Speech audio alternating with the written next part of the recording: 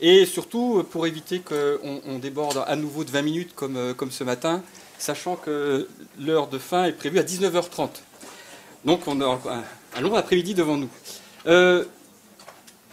Ce matin, finalement, nous avons fait un petit peu un état des lieux, un diagnostic des problèmes que peut poser ou que va poser le vieillissement démographique sur à peu près tous les domaines, toutes les dimensions, que ce soit sur la croissance, sur les finances publiques, sur le marché du travail, sur le financement, les modes opératoires du financement de l'économie.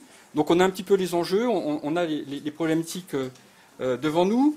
Et l'objectif de cet après-midi, c'est pour reprendre l'intervention d'Ivar Eklund de ce matin, finalement, c'est quel serait le nouveau modèle, hein, comme il l'avait exposé. On est confronté devant de nombreuses problématiques. Et il faut imaginer un nouveau modèle, ou alors ce que la chaire a appelé des scénarios pour le vieillissement de la société française.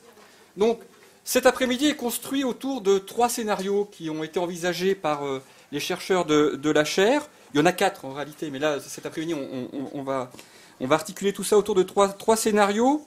Et chacune des sessions est construite autour d'un de ces scénarios.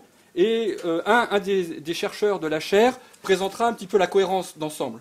Ensuite, vous avez plusieurs intervenants dans chacune des sessions qui présenteront des points qui sont des points clés par rapport à ce scénario, mais qui ne sont pas là pour réfléchir en tant que tel à la cohérence d'ensemble de ce scénario, mais qui sont des spécialistes, des points essentiels pour comprendre ce type de scénario. Alors les 3 scénarios qui vous sont proposés, vous l'avez dans le programme.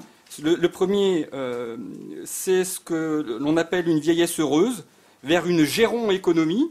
Et grosso modo, c'est voilà, quels sont les choix stratégiques, choix politiques face au problème du vieillissement démographique.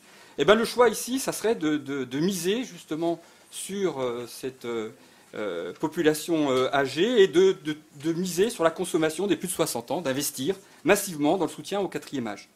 Donc, on l'a vu, Jean-Michel Lexalt l'a rappelé ce matin, c'est aussi une part importante du PIB.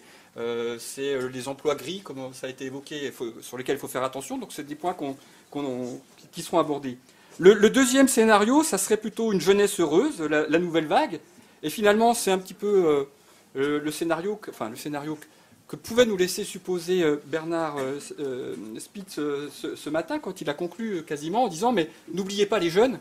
N'oubliez pas les jeunes, il n'y a pas que le problème des vieux, il y a peut-être encore plus de problèmes au niveau des jeunes. » Et finalement, ce scénario, c'est au contraire, il faut investir massivement dans les politiques favorables aux jeunes, et il y aura des retombées aussi positives en termes de croissance et pour le financement du vieillissement de l'économie.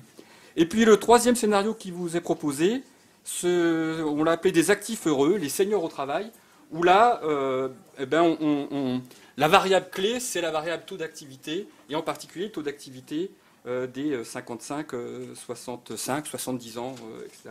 Et montrer un petit peu la cohérence qu'il peut y avoir autour de scénarios. Donc je ne vais pas aller plus loin. Voilà les 3 scénarios qui vous sont proposés. On va commencer donc par le premier, une vieillesse heureuse vers une géron-économie. Et donc j'appelle à la table le modérateur Hector Toubon, Alain Villemeur, Jean-Pierre Villemer, Françoise Forette, Alex Zohan et Jean-Michel Charpin.